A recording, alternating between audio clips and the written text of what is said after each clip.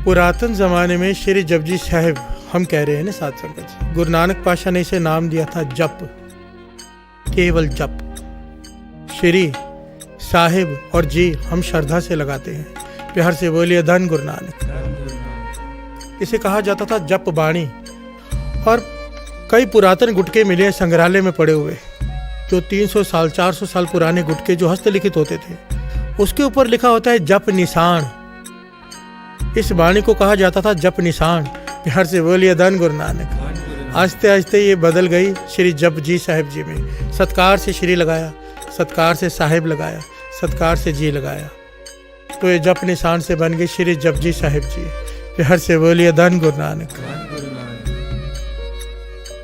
जप निशान महापुरुष इसे समझाया करते थे। महापुरुषों को जो ज्ञान होता है हम जैसों को नहीं होता। वो कहते थे पुरातन जमाने में गुटके साहब के ऊपर लिखा होता था जप निशान, इसके पीछे कारण है। प्यार से बोलिए धन गुरु नानक, धन गुरु नानक।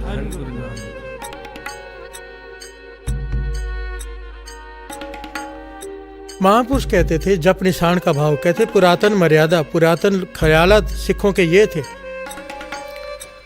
कि जो रोज अमृत वेले उठ के श्री जपजी साहिब जी के वाणी को पढ़ता है प्रेम से, रोज निता प्रति नित नेम से, उसकी आत्मा पे निशान पड़ जाता है श्री जपजी साहिब जी की वाणी का। प्यार से बोलिए धन गुरु नानक, धन गुरु नानक।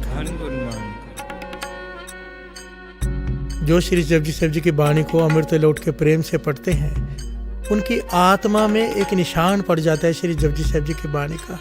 निशान, एक ओंकार। प्यार से बोलिए धन गुरु नानक।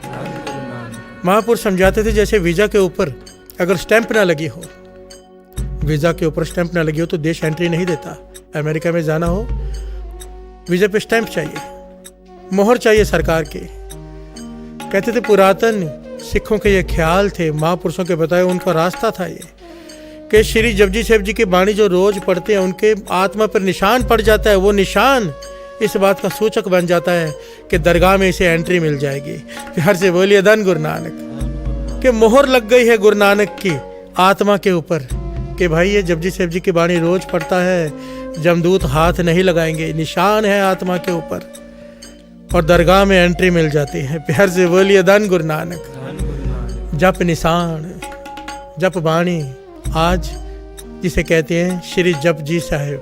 प्यार से बोलिए धन गुरु नानक, धन गुरु नानक। इस वाणी की ताकत साथ संगत जी अगर समझनी हो तो एक बड़ी प्यारी घटना है, बड़ी ही प्यारी घटना कि ये वाणी क्या कर सकती है, इसकी ताकत क्या है। गुरु गोविंद सिंह जी महाराज के ये वचन लिखे हैं, गुरु गोविंद सिंह जी महाराज के ये वचन कि श्री जपजी साहिब जी की वाणी जो प्रेम से पढ़ ले, प्रेम से पढ़ने की जिसे आदत हो, प्रेम से, हम जैसे पढ़ते हैं वैसे नहीं कि नित्यनेम खत्म हो, प्रेम से, कहते थे ब्रह्म ज्ञान की प्राप्ति हो जाती है।